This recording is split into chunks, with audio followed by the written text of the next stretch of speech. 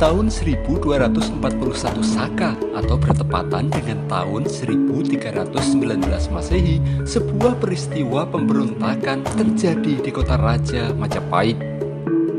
Tak suka dengan kepemimpinan Raja Jayanegara, salah seorang Dharma Putra yang bernama Rakuti berusaha menggulingkan raja kedua itu. Di antara sederet aksi pemberontakan yang pernah terjadi, pemberontakan Rakuti inilah yang dianggap paling berbahaya karena sampai berhasil merebut dan menguasai istana. Akibatnya, sang Raja Jayanegara terpaksa harus dibawa keluar dan diungsikan oleh pengawalnya menuju ke sebuah tempat tersembunyi di sebelah utara Sungai Berantas.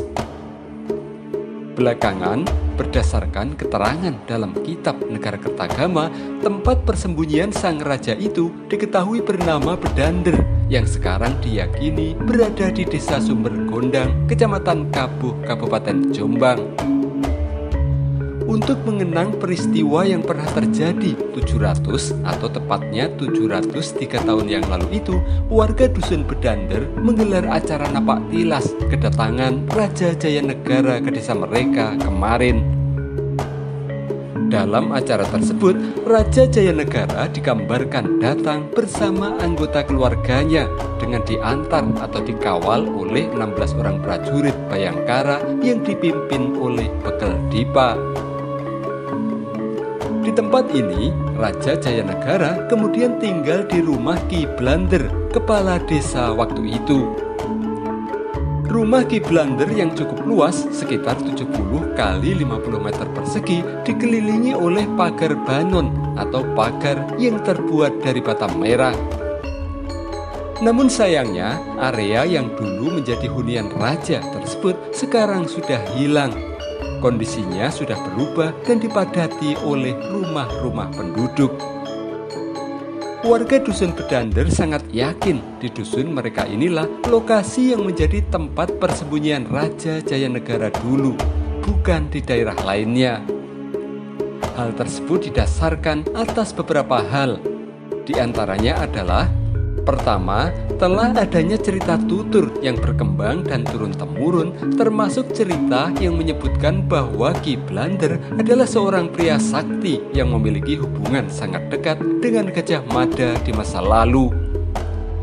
Hal ini tentu sangat masuk akal, karena tidak mungkin Gajah Mada menyembunyikan dan menitipkan rajanya pada orang biasa, tetapi pada orang khusus yang mampu melindungi dan dapat dipercaya.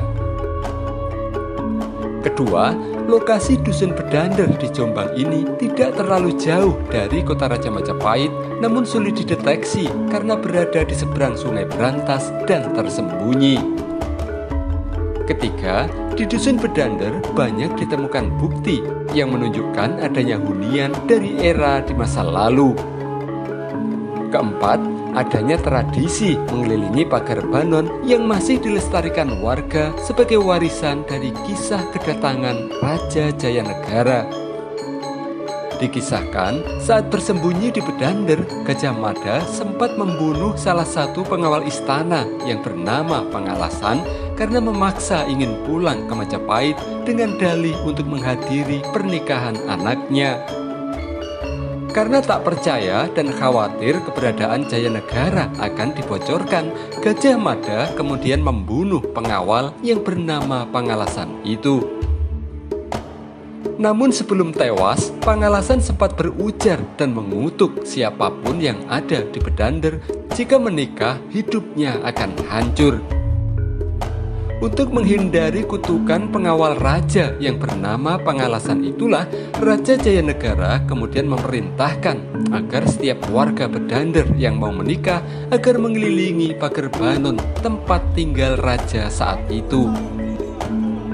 Hingga kini, tradisi tersebut tetap dipegang teguh oleh warga, sehingga setiap ada yang akan menikah, sang pengantin diwajibkan mengelilingi pagar banon. Jika tidak dilakukan, percaya atau tidak, pasangan pengantin yang menikah tersebut kemudian akan dirundung berbagai masalah hingga terganggu jiwa atau hilang nyawanya.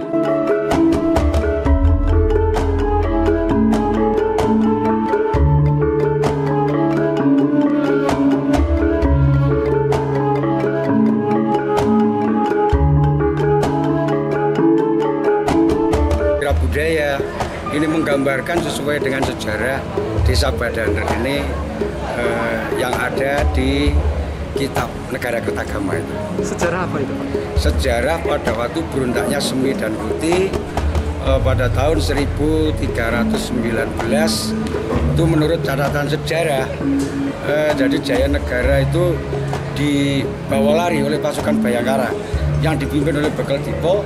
Jadi untuk menyelamatkan si Jaya Negara itu dibawalah ke Padukuhan Badander yang namanya di sini dibangunkan sebuah pager banon. Nah, pager banon itu menyerupai benteng Kedaton, benteng Keraton. Saat ini bangunan itu ada di mana, Pak? Bangunan itu sekarang kita anggap apa ya, misterius. Karena mungkin dulu itu setelah Majapahit aman, jadi bangunan peninggalan Majapahit di sini itu sengaja dihilangkan. Jadi seolah-olah itu menghilangkan jejak bahwa Jaya Negara itu tidak diketahui kalau penyelamatannya oleh Bayangkara itu di Badander.